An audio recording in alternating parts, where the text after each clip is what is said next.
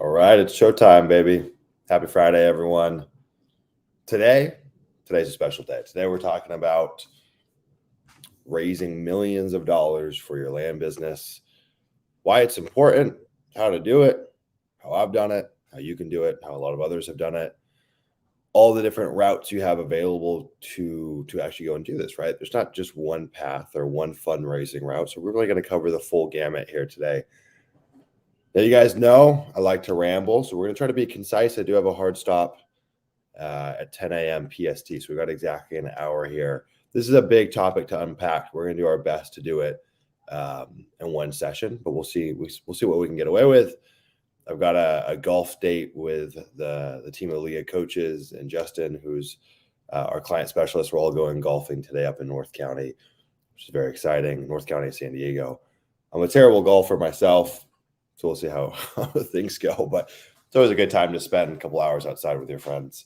All right, guys. Well, hope everyone's having a great Friday. If you guys have questions while we're going through this, feel free to put them in the chat. If you guys like some of the fire, in quotes, as the millennials say, while I'm going through this, let me know, right? These are mono dialogue conversations. I'm always just talking to myself here. So if you guys like any of this stuff, throw an emoji, give me a heart, give me something to let me know you're listening. This is actually helpful. All right, guys. Well, cool. Like I said, we won't dilly-dally today. We're going to get into it, okay? So let's talk about what I call the capital equation, right? You know, I like to think about the land business kind of as just like this weird machine.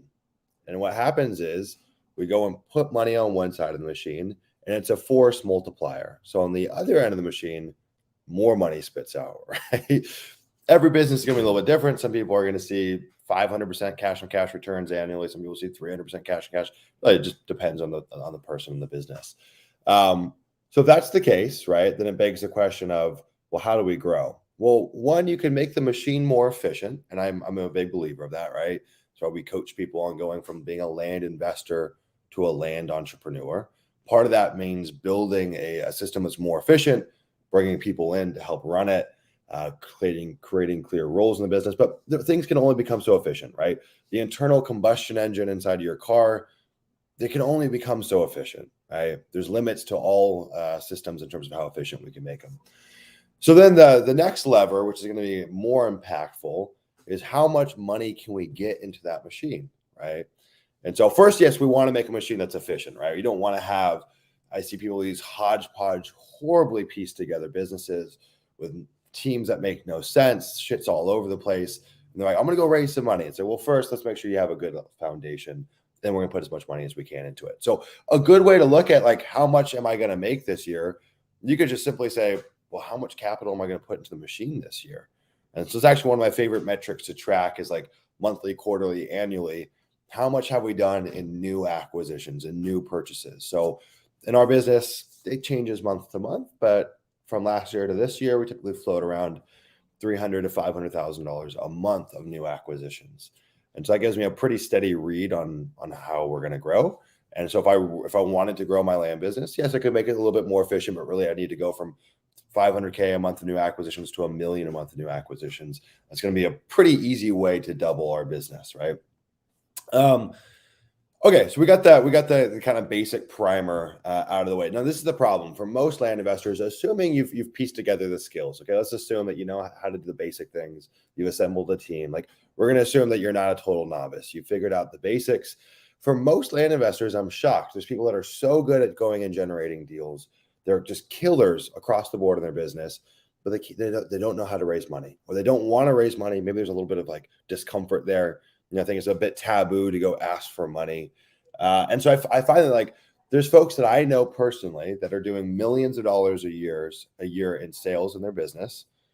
And yet they're giving away half of that or 40% of that to different kinds of funders, right? And it doesn't just have to be joint venture. It could be really expensive debt or what have you. Now, I've heard stories of people going and doing deals that have, you know, a $400,000 spread, and that investor only walks away with like $100,000.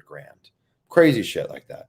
And what happens is I just don't think people are thinking for themselves, or maybe it's just the 4-minute mile syndrome. They don't realize how much money is out there, right? One of the things that we're going to talk about here today is the fact that I never was in a business prior to this where raising money was such a backbone of what we do, but quickly you have to realize that raising money is essential as business. What I learned is that there's substantially more money out there than there is opportunity, an absurd amount. If you want to feel and start to understand how abundant the world is, go start knocking on rich people's doors and start having conversations about what you're doing, and you realize there is more money than you could ever deploy. I mean, there's too much money. There's really not enough opportunities. And so if you are the one that can create a business that can reliably and systematically go and create new opportunities, you have all of the leverage. Finding money should be a cinch. And in fact, it is a cinch. People just have conditioning around that, or I don't know, whatever it is, limiting beliefs. But you need to start to reframe the fact that I'm an opportunity creator. We don't come along every day. Opportunity creators are very rare. People want to allocate capital to opportunity creators, okay? Now, let's say you come into this business and you got a crap load of money. We see this all the time, right? You waltz into this business, you exited a previous business, or you got another business that spits out cash flow and you've got money. The two kind of cardinal sins I see these people make, and they're definitely not like the majority, but they are the minority, and they come up pretty often. We see this a lot for folks that want to join Leah. Successful somewhere else, have money. Okay, what should I do? Well, the first problem, which is slightly tangential that I see, is they try to build a team right off the rip. Bad idea. If you don't know how to do the things yourself, do not start hiring a team. Totally different video, different day. That's worth noting. The second thing is do not fund your own deals. I'm a big believer that unless it's a home run, slam dunk, crazy, ridiculous deal that you would hate to give up any equity on or any points on, don't fund the deal yourself. Because your capital is going to go further by building a team and by scaling your marketing than it ever is going to go and closing on deals for acquisitions. All right, so redirect the capital internally, systems, software stack, team, marketing. You'll grow way faster that way, right? If you've got boatloads of money, I can tell you that if you're doing 10,000 mailers a month right now and you're funding your own deals, I could grow your business faster by bringing outside capital in and taking it from 10,000 mailers a month to 50,000 mailers a month or 100,000 mailers a month. And we're going to fund all those deals outside. And we're going to have to pay for the team associated to support that level of marketing. You will grow. I can't even draw a comparison off the top of my head. It's crazy how much faster you'd grow. So the conundrum here is that a lot of us want to keep the whole pie to ourselves. I think I said this on a YouTube video. It's like, imagine that you could have a crumb of a pizza, but you can have that whole crumb to yourself, and that feels amazing because it's 100% ownership. That's my crumb. Or I could say, yo, I got this extra large pizza here. Do you want a slice? Even though as a percentage you're getting less, that slice is substantially larger and more satiating than that little crumb is. I don't know how very many people in this business could afford to float a team, to float marketing, to float a software stack, and shell out 500 grand a month for new acquisitions when we're expecting those deals to turn over in 2, 3, 4, 5 months. That seems impossible. Seems really, really unrealistic. The other thing is that everyone's so concerned with how the market's changed. And if you've been land investing since 2020, 2021, you remember the good old days, right? You put a deal up. Sometimes it's gone in a few hours, a few minutes. Sometimes it's gone in a few days. I mean, just stuff would just fly off the MLS. And those were the good old days. That was awesome. It's not how the land business is meant to be run. That's just typically not how it goes. Land is super illiquid. We got to just kind of come to accept that. And so Q4 of last year, things start to soften a little bit, which is natural. It wasn't like this is like this huge step back. It was just relative to what we were used to. Things started to soften. And people started hitting the panic button, right? And why was that? Well, it's because they had these deals in inventory that weren't bad deals, but they had bad capital funding those deals. And so they had capital that had really intense timelines on them. They had joint venture funds that within 6 months or 3 months or whatever it's going to be, they're not going to make anything on it. And so I saw multiple people, big name land investors, get out of the business because they couldn't float the cost of their team anymore, because these deals they were supposed to make money on went sideways or took longer than expected, and they got like nothing on the deal, right? But if you've got good enough capital and you got good enough terms, does it really matter to you if a deal takes 6 months opposed to 3 months? Not really. I mean, like ideally, we always want to compound our capital faster, but if I'm paying 12% interest over a 12-month period, I mean, 3 to 6 months, yeah, I feel it a little bit, but it's not a big deal. Now, if you are using a very aggressive joint venture funder that has these narrow timelines, yeah, you're fucked. You're absolutely screwed. And so like you could even make an argument too, if you are doing that, you're going to have to really take your properties down in price. So let's say let's say in this example with the private money that's debt based over a 12-month period. Let's say, we are always going to want to sell under market. But let's say I can sell at 90% of market value, and I can do that in 6 months. And let's say that 10%, well, let's say relative to joint venture that I have to sell within less than 6 months, I have to sell it at 70%, let's say hypothetically. So we've got a 20% delta between those two. That 20% is going to be substantially more than the few additional percentage points we're going to pay on that capital, right? And so you can actually make more on your deals by being slightly patient, right? If I've got right now, I think we have almost 100 properties in inventory. I don't really care how long some of these take. I mean, like once you have that many properties in inventory, it's like every week, every month, deals are falling. If you got cheap enough vehicles to fund them, this doesn't really matter that much. Now, I'm not saying we should get here and try to maximize value on every deal. We still have to offer a deal to the next person that comes along to sell it in a reasonable amount of time. But I do see people that are having to fire sale their properties to meet these really tight windows for funding, right? Something that's just worth noting. So the takeaway here, don't fund your own deals, right? I don't care if you're Daddy Warbucks, you've got millions. Make sure that your money is going towards building your team, scaling your marketing, software stack. Again, there are situations where there are some one-off deals that make sense to fund. I'll tell you guys a quick story. There was a fund for one of our first students. I've shared this before, but I think it's worth noting. There was a deal that came along for one of our first students. Funnily enough, it was a deal that I initially passed up on. I don't know how that missed my radar. It just did. It was in a portfolio of deals. There was one really good deal within this portfolio. I forget the exact math, but I think he bought it for $14,000 or $15,000, and then sold it for $140,000 or $145,000 in like a week. Cool. I'm not trying to give up any equity on that, right? If you got multiple 5 figures, multiple 6 figures in your bank account, going and closing on a $14,000 or $15,000 deal is no biggie. What happens though is when you're the person that's trying to fund all your acquisitions, that's where things get a little bit slippery. So there will be once a quarter, once a year, whatever it is, depending on how much marketing you're sending out. There will be deals that come into your pipeline that are just stupid, silly, crazy good. And you should probably fund those yourself if you're just using joint venture. Now, if we've got debt, it doesn't really matter as much, okay? All right, guys, let's get into the actual funding strategies. If this is helpful thus far, put it in the chat. Let me know. Let's talk about the different funding strategies. So what I'm going to list out here is kind of like the hierarchy, right? Where most people start, what people are going to do beyond that, step. Okay, and we're going to kind of give you the natural roadmap for most land investors. So I'll tell you how to find all of these capital stacks. We'll talk about more of that at the end, so make sure you stay till the end. But let me give you a little nitty gritty here, okay? Most of you guys are going to be pretty familiar with what we call public JV as joint venture money. If you guys aren't familiar, joint venture essentially means that someone is coming along as the money partner, you're the operator, the money partner is going to fund the purchase price, the closing costs, and they're going to take equity in the deal. It's different for every money partner. It might be 50-50, 60-40, 70-30, 80-20.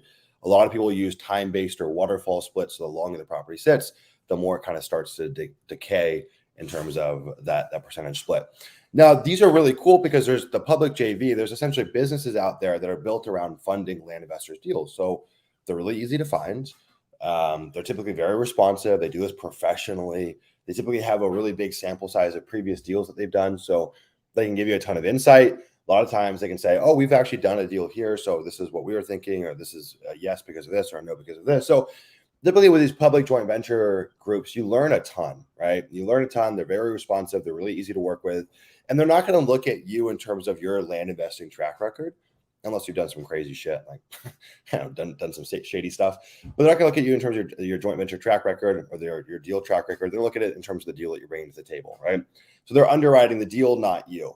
And that's cool because when you're a brand spanking new land investor, you have no track record. Why would anyone trust you with any money? It seems crazy. The deal will be your track record. The deal will be your resume. So you go and find good enough deals, they'll take it on. Now, of course, there's some limitations here. So there's going to be a floor. It's different for every joint venture funder.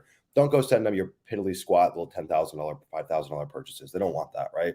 They're looking for deals where they can go deploy a good chunk of capital. They can get at least 100% return on the deal in total. And ideally, they can turn it under 6 months. That's pretty much everyone's rule of thumb for joint venture.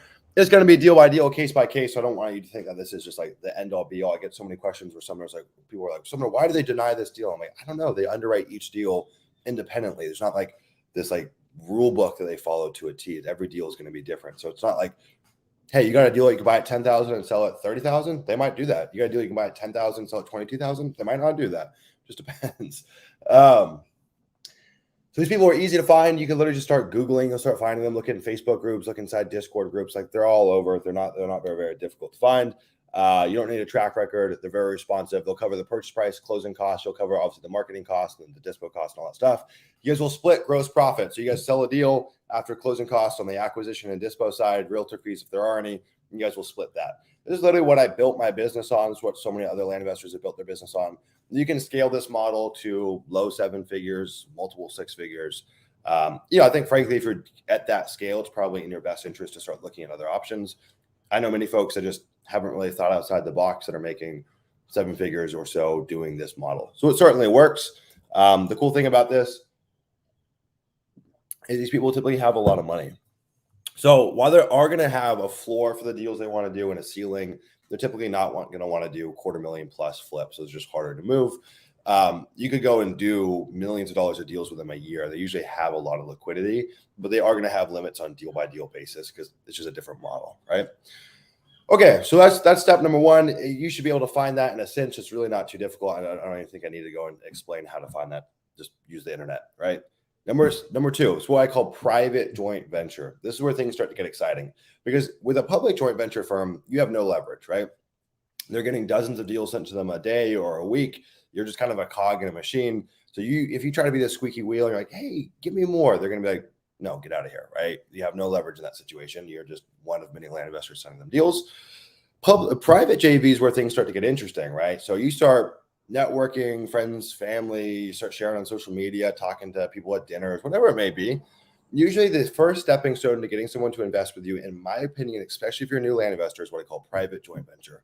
So you're going to set up a joint venture arrangement with them, but the terms are going to be way more favorable because you've got all the leverage, right? The other thing with a public JV, there's all these like norms and expectations that have been set in the land investing space. None of that exists with private money. So you could say we do 90-10 splits. We do 95-5 splits. They have no context, right? If you can outperform 10% a year and they're backed by the collateral of an asset, people are going to love you forever. Like that, there's not very a high bar to exceed, but for other land investors or public joint venture firms, there's a high bar to kind of cross over. They have a lot more context in this business. And so this is typically like if I was a new land investor, this is how I'd always start off the arrangement, right? This is not how I'm going to want to do all of my deals, but this is how we get someone kind of in our world in a very safe manner. We can hold title together. It's going to go through a title company. They know exactly the deal that it's going through. They can have exposure on the deals that we're doing. There's no like, what deal are you doing? They got to DD it and vet it themselves. And they're going to get a lot more upside than they would in a debt model, right? So if the deal does really well, they have some skin in the game, so they can do really well, right? I think that if you can, however you guys want to do this math, if you can reliably make a private JVer about 7 to 10% per deal they do, that's awesome. Because compounded over a year, they can do multiple deals with you. They can get a really, really, really big return that you just can't find really anywhere else. Now, a couple of the bottlenecks with public and private JV is going to be when it comes to owner financing sales, right? Owner financing makes up a big part of what we do in this business. I love owner financing. With public JVers, they're not going to want to hold notes pretty much ever. With private JVers, you want to talk about this beforehand, kind of get their temperature on it. It's going to be case by case. It depends on how quickly they can get their basis back. My recommendation to you is sell everything on a deed of trust and sell those notes if you have to, right? That's going to be your best route. So if you get a note and it sells quicker than a cash sale and it sells for more, you could say, hey, JV, or do you want to hold this? Most times they're going to say no because it's more efficient for them to turn their capital more times with you. And so you guys can sell that note 70, 80% of the note's value. That's a really cool way. You can do it at the closing table and recoup a ton of capital back into your pockets and the JVers pockets. So I would always include owner finance terms. I would just make sure that you set the expectation on the front end and say, like, if we do get an owner finance offer, do you want to sell them? Do you not want to sell them? With other funding strategies, we can get a little more creative with how we go about things. Okay. All right. So now we're starting to move into the point where, hey, you've done a couple dozen deals. You've got a good track record. You know what you're doing. You've been in the business for probably coming up on a year now. Now we start looking into what I call hard money. This is going to be like private hard money. You're not going to go call up your local hard money lender, although you could. Most of them don't really understand land, frankly. So it's like too much of a weird conversation. I find that going to people that are like one layer removed from real estate, that aren't like hardcore real estate investors themselves, can lend really well. So like they understand investing. They understand what the words cash on cash return or IRR mean. That's really helpful. But if someone's like a nitty gritty hardcore investor, usually it's like an opportunity cost conundrum where they can just do better things with their money elsewhere.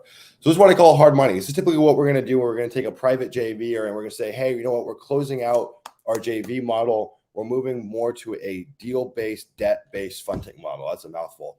So instead of them saying, hey, I'm going to get 30% of the deal or 20% or 10% of the deal, we're going to say, hey, we're going to take your money. You're going to put a promissory note together. You're going to look at the deal. You're still going to underwrite the deal. So if you don't like the deal, you won't lend on it. But if you like the deal, you will lend to us 10%, 12%, 15%, 18% a year, whatever it may be. Money's going to be out for no longer than a year, but we have the option to renew. Ideally, they should fund 100% of the purchase price, so like 105% of the purchase price, so you can cover closing costs. Yeah, and that's pretty much the setup, right? So now you're taking whatever the amount of debt, depending on when you sell it. Some of these hard money lenders, or some public hard money lenders out there that do things a little different. They'll want you to fund 10% of the acquisition. They have like an origination fee.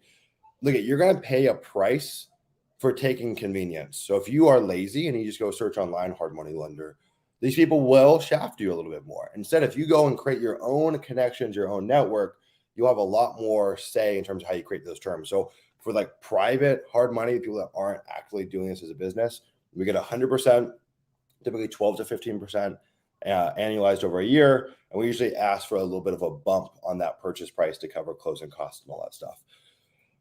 Okay. Hope that makes sense thus far. Now, you're typically not going to start here, although you can. Depends on like if you have good connection or rapport with these people, you can start there. But if they're a stranger, I think starting them with private JV is just a lot safer for everyone involved.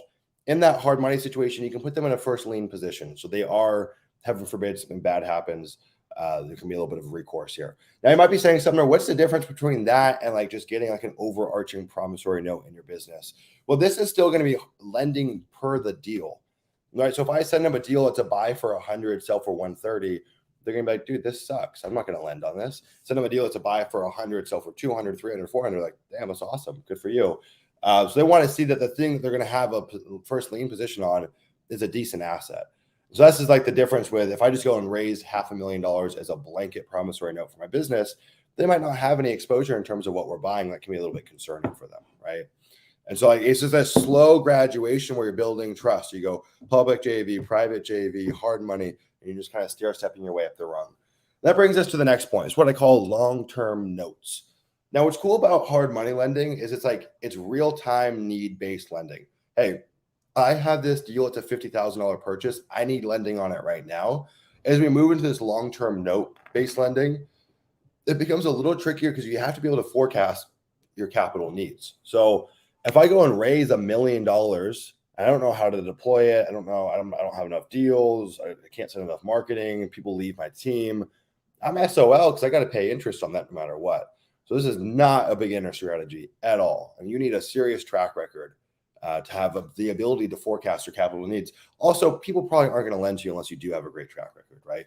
So all along, we'll touch on this deeper into the show, but all along this journey, you need to be documenting your KPIs, building track records, case studies, all that stuff, because it's going to be the backbone of getting capital in your business, right?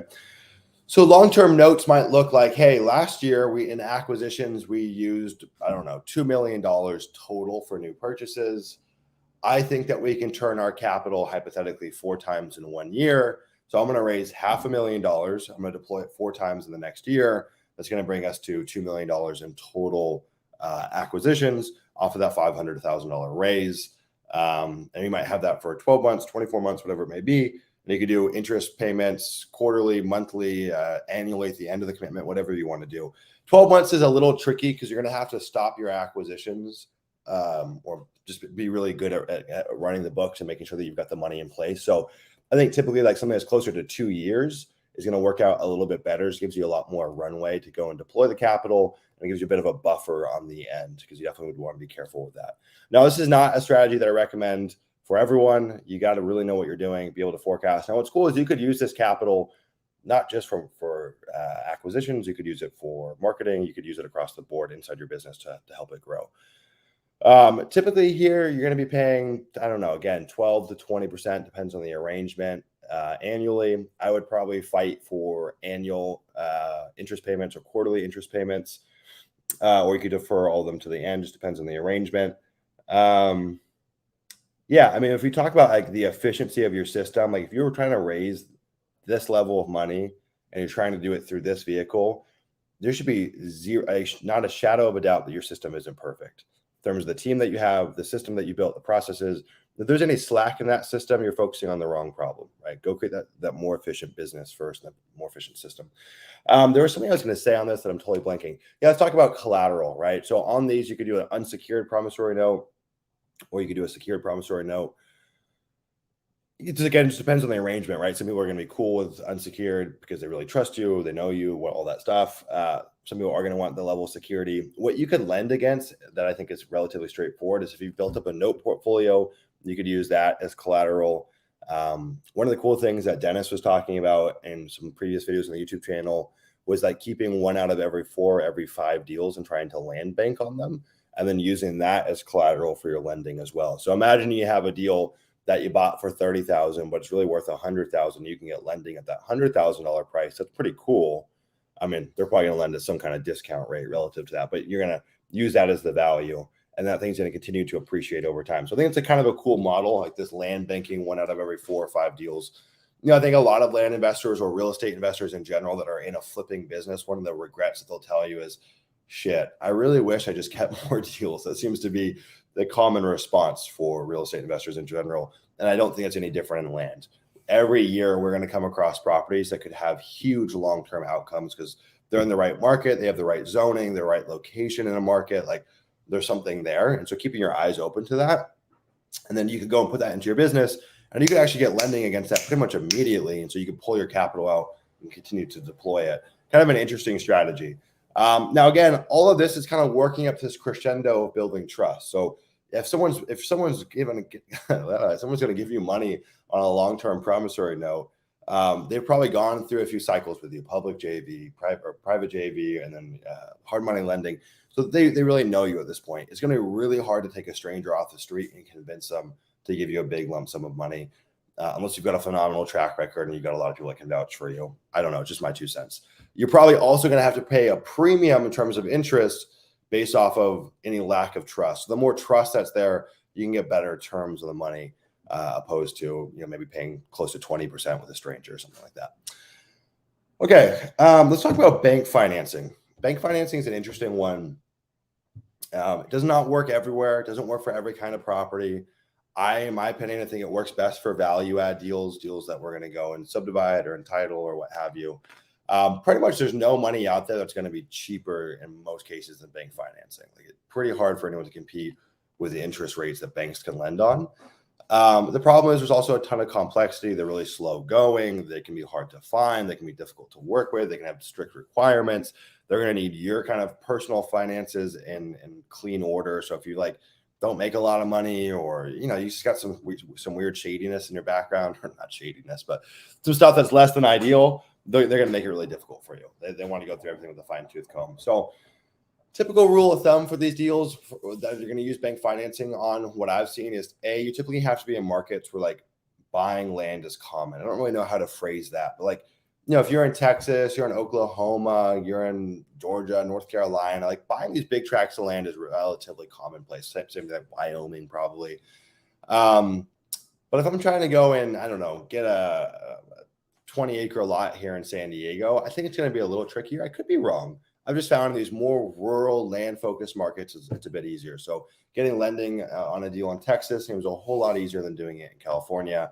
Could be for a whole slew of reasons. That's just what I've seen, right? And so first off, you got to be in the right market, and then you got to be at the right price point. So I think a general rule of thumb, if it's your first time doing a deal with them, I don't know, maybe $200K, $250,000 and beyond is what they're going to want to see as a purchase price. I think it's a kind of a safe bet there. Now, I think as you start building a relationship, they know you, that you have a track record. Again, just like with private money, you can start getting away with a lot more. So I've heard people getting deals funded that were $100K, $150K, $200K. But it's usually not their first arrangement, right? So there's got to be enough scale in the deal to make it worth their while. They're simply not going to want to go lend on a $50,000 property. It's just not worth their time. They're also going to need to see a pretty clear business plan, right? So if you just shoot them over a deal and you're just like, yeah, we're trying to fund this, like, no, it takes a little more work. So you need your personal finances in order. You're going to need a business plan. I think this stuff works best for value add deals, but I know plenty of people that have done deals that just have compressed margin, right? So a deal, I've cited this before, but there's a deal that was bought at 100 that was worth 170, but they put 25% down. So put 25K in the deal. So the cash on cash return is pretty crazy, right? You can use it in that route. That's not going to happen on your first deal with them because it's just so much paperwork to work through. So I think it's easier on your first deal to have it be a bigger value add deal because timelines are typically going to be longer on those. It's not as rushed and it's a bigger outcome. It makes it worth it, right? So bank financing, the rates that you're going to get are going to float all around. Typically, it's going to be like no payments for the first year, something along those lines. I don't know, 8%, 12% interest, something along those lines, usually 20, 25% down. So you're still going to need to come up with some money for the down payment. Now, you could use private money for that. Again, you can kind of put all these different capital stacks together to make this work. Now, the truth is, one of the things that I need to outline here is we're going through all these different funding options. The truth is, all of these are going to kind of like meet in the middle to make up your business. It's usually not just going to be one that carries the whole business. It's going to be a bit of hodgepodge of all of these to make things run seamlessly. You're pretty much, if you're doing things right in this business, you should be chronically running out of money. Like always, like they say, never, I think Grant Cardone says, never go out to dinner with a real estate investor because they have no money in their bank account, right? Because in this business, we're all about deploying as much capital as we possibly can. So usually it's going to be a hodgepodge of stacking all these things together to get all your deals funded. Okay, so this is where things start to get mega advanced. And at this point, I'm going to say you're a couple years into this business, 2, 3, 4 years into this business. Let me take a little swig of water here real quick, guys. All right. This is what we call fund creation or building a true fund, right? What we're doing here is we're turning land into a security, like a stock. And so when we do that, there's a lot more scrutiny and red tape that we have to go through. But once we are past that threshold, raising money is a lot easier, right? One thing that I forgot to mention here, and this should go without saying, I'm not an SEC attorney. I'm not your attorney. I'm not your financial advisor. Raising money has all sorts of do's and don'ts. So please, please, please, please do your own due diligence. Simple things like going on social media and saying, hey, I'm looking for money. I can offer you 10% returns. Probably going to get you in trouble, right? So be careful. Do your own homework. There's a great book called How to Legally Raise Private Money. I recommend every real estate investor go and read that. It's a book with a really cheesy, like tropical cover on the page. So very important that we put that out there. But turning land into a security opens us up into a whole new world of what we can and can't do. One of the main things is by turning land into a security, you can go and raise this pool of money from multiple different investors, put it all into one pool, and you can use your own discretion on how it's used, essentially. There still has to be some business plan, but I could go and get 50 people's money, put it into a pool, and start just doing deals left and right without anyone's approval, without anyone's 2 cents, right? That might look a little bit like a promissory note arrangement with one person, but now we're doing it at scale with a lot of people put into a pool, right? And so this is like probably the only way to go and realistically scale and get millions of dollars in your land business. Unless you just know like Warren Buffett, it's going to be hard to find one investor who wants to go lend you $10 million on a promissory note. It's a lot easier to go get 100 people to lend and create a total of $10 million, right? Now, there's all sorts of different funds out there that you can create, right? There's some funds that are just geared toward accredited investors. So I believe there's $100,000 minimum that they can put into the fund. They can't put any lower than that. They have to have a net worth that's over $250,000.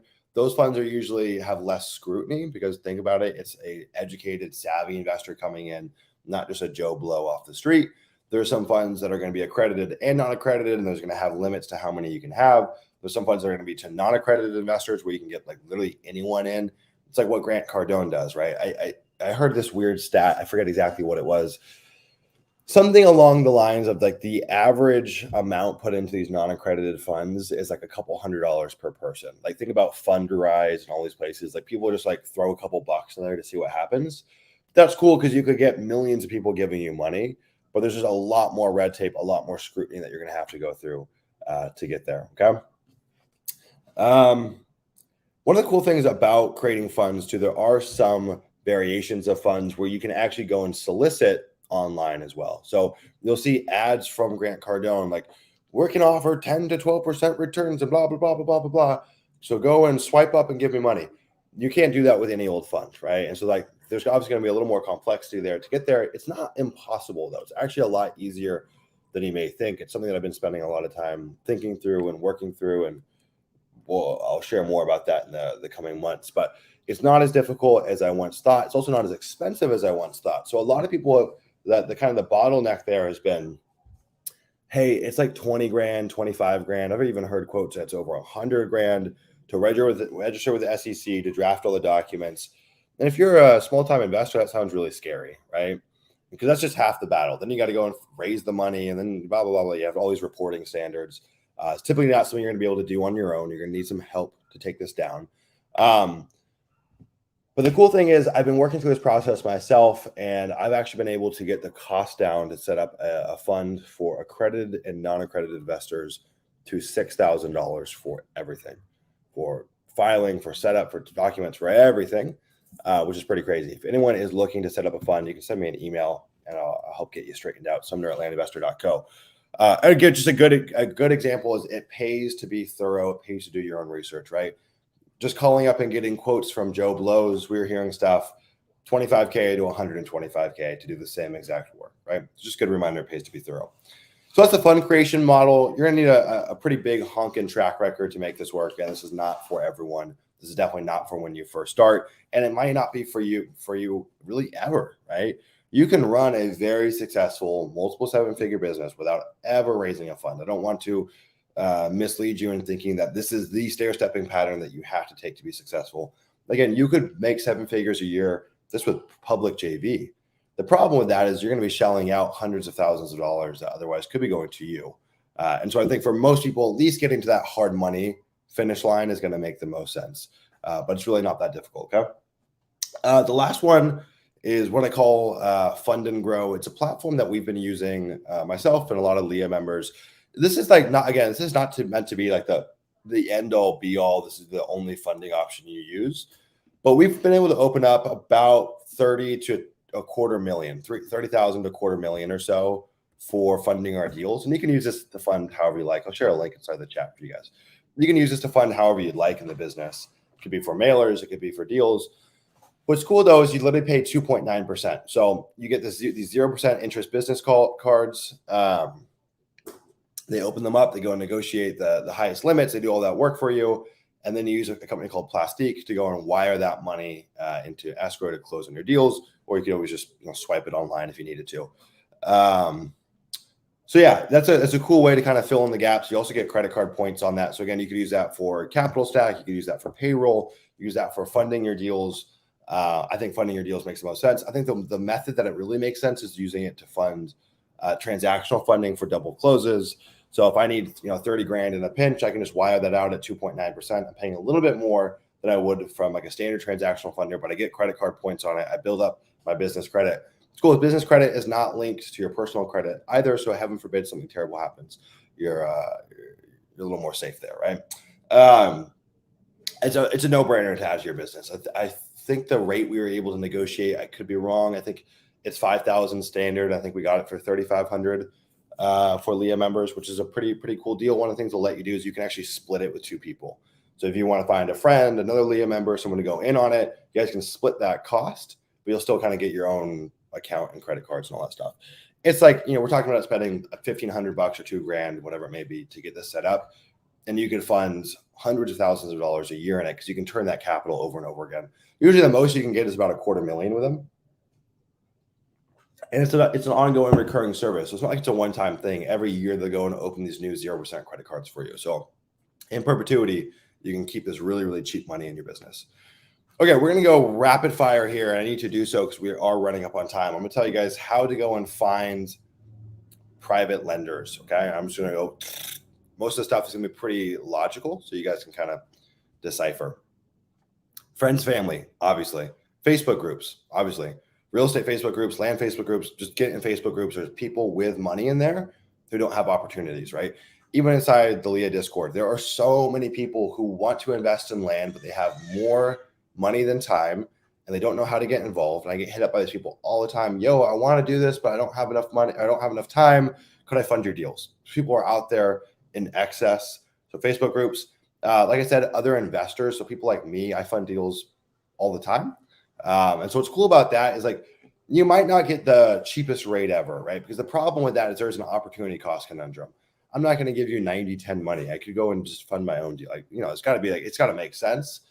But you get vetted opinion. So you get like kind of the expert guidance. You get essentially one-on-one coaching, if you will, or borderline shadowing. And then you can also integrate into their resources. Like we'll dispo deals for people, kind of run them through our whole system so they can go back out there and just go focus on finding more deals. So it's kind of a cool option. Could be me, could be other people, but like there are other investors that have been doing this for a while, typically have money, they have experience, they could be a resource in that sense. It's not always going to be the cheapest, but you're going to pay for you're going to pay for like the additional value. So for example, I get a lot of deals sent to me that are like kind of weird. They're like, yo, this deal, like it needs like this weird easement and then this neighbor and then this. And I'm like, oh, cool. Yeah, I've done that before. We can figure this out. Bam. Stuff like that. Social media. So be careful, right? What you say out there, but just sharing what you're doing, talking about what you're doing, never soliciting for investors, but just talking about what you're doing. You'll get people that float into your orbit every week. I get a few messages from people. Yo, love what you're doing. I wish I could do it myself. I just can't. I make too much money elsewhere. I've got too many other things going on. Can I give you money to get involved, right? People love hearing about this model. It's sexy. It's cool. It's bizarre. It's unlike anything they've ever heard of. A lot of people, when you talk about this, they want to join, but they have other obligations. So it's like, I got more money than time. Let me give you some money. RIA meetups. You go to a RIA meetup, you'll be the cat's claw, whatever the hell the term is. You'll be the cool one there, right? Because everyone's doing wholesaling, fix and flip, buy and hold, BRRRR model. You're like the one person there. It's like, yeah, I flip dirt, and these are our returns, and they're bananas. You want some? People are gonna be like, oh my god, I'm making like 10% cash on cash. This is crazy. So yes, people will want to get involved in that. Here's a ninja one: sellers, past sale, right? You do a big ass deal with someone, boom, you give them 300K, 200K, 100K, 50K, whatever it may be. What are you going to do with that money? Because I got these other deals, these other opportunities where we could compound that money and you could lend it out at 10%, 12%, whatever it may be. They just had a windfall of cash and you have some trust with them because they just did a deal with you and sold you their asset. Those can be good people to hit up. Dennis has shared a cool story about how I forget what it was. I don't know, used some ridiculous amount of money from some seller over and over and over, like millions of dollars from one person, like over and over and over and over again.